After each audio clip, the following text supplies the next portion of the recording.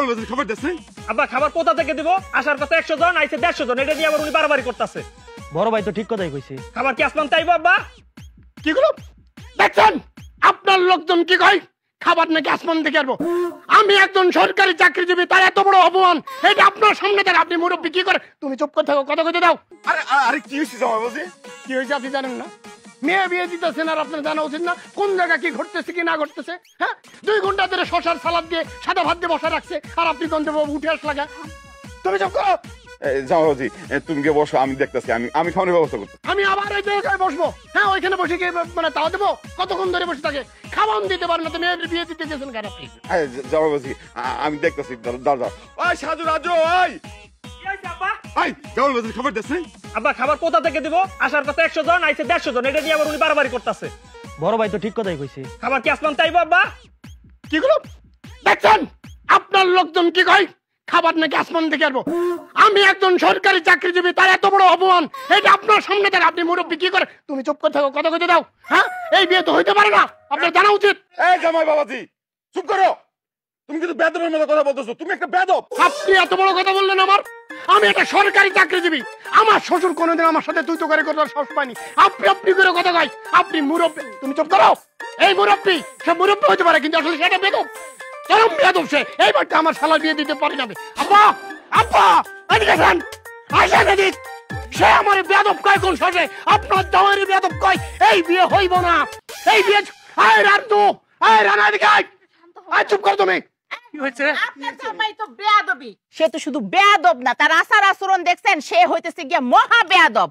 কোথায় 100 জন মানুষ আসার কথা ছিল, সেখানে আসছে 150 জন মানুষ। সে তো ধৈর্য ধরবে, বসবে, তা না কইরা সে আমার জামাইয়ের সাথে বেয়াদবি করতেছে। হ্যাঁ, এই তুমি মাইয়ার বিয়া দিবা, খোঁজ খবর নিয়ে বিয়া দিবা না? এরকম ফকিরা পরিবারে কেউ মাইয়া বিয়া দেয়? হ্যাঁ, এটা আপনি কি করলেন বিয়ে সাহেব? আপনি বোঝেন নাই? আপনারে ফকির কইছে, একজন সরকারি চাকরিজীবী লোকের শ্বশুররে ফকির কইছে। তারপরেও যদি আপনি এই বিয়ে দেন, আপনি দিতে পারেন আব্বা। আমি এই বিয়ের ভিতরে নেই। আপনি যদি বিয়ে দেন তাহলে আমি আপনার মেয়ের ডিভোর্স দিব। আয় রাজাই তুমি কল হল তুমি আয় রাজ কই আমি যাই।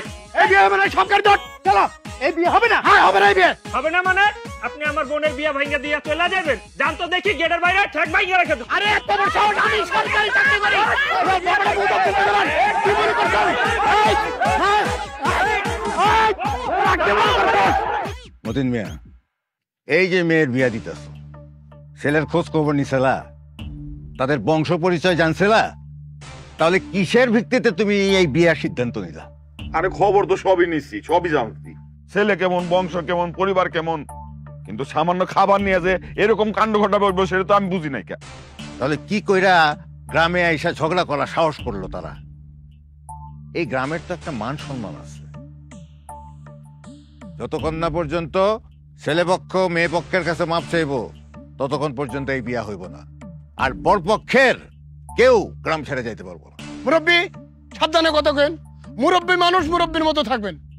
তারা যদি খাওয়াইতেই না পারে তাহলে এত মানুষের দাওয়াত করার দরকারটা কি? হ্যাঁ, মানুষের দাওয়াত করে মানুষ জানাজানি করতেছে, কিন্তু খাওয়াই দিতে পারে রং ঢং। এইসব কি? হ্যাঁ, লজ্জা করে না? দেখছেন দেখছেন কত বড় বেদব। হ্যাঁ, আপনার মুখের উপরে কত বড় বেদবি করলো। এই আপনারা আসবেন 100 জনের কথা, হ্যাঁ সেখানে আসছেন 150 জন। আমি 120 জনের আয়োজন করছি। আরে 500 জন আইতেন, আগে আমার একটু জানাইতেন, আমি 500 জনই খাওয়াইতাম। 500 জন খাওয়ানোর মুরদ আমার নাই। হ্যাঁ, খায়া দেয় আর কাম পাইছে না। কি এক খয়রাতি পরিবারের লগে আমার মায়ের বিয়া ঠিক করছে, সামান্য একটু খাওন লইয়া কি সব ঝগড়া জাডি বিচার আচার শুরু করে দিছে। এই যে মামিমা, এই খবরদার, কে তোমার মা ওই মা? কোন খানকার মা ওই মা? হ্যাঁ, এই যে মহিলা, সম্মান দিলে সম্মান নেওয়ার যোগ্যতা থাকতে হয়, সেটা আপনার নাই। কার সামনে দাঁড়ায় কথা কইতেছেন আপনি জানেন? আমি একজন সরকারি চাকরিজীবী। সেই সরকারি চাকরিজীবীর সামনে রীতিমতো তার শ্বশুরকে আপনি ফকির কইতেছেন। এটা একটা বড় রকমের অপমান। এই অপমানের পরে তো এবারে বিয়ে হইতে পারে না।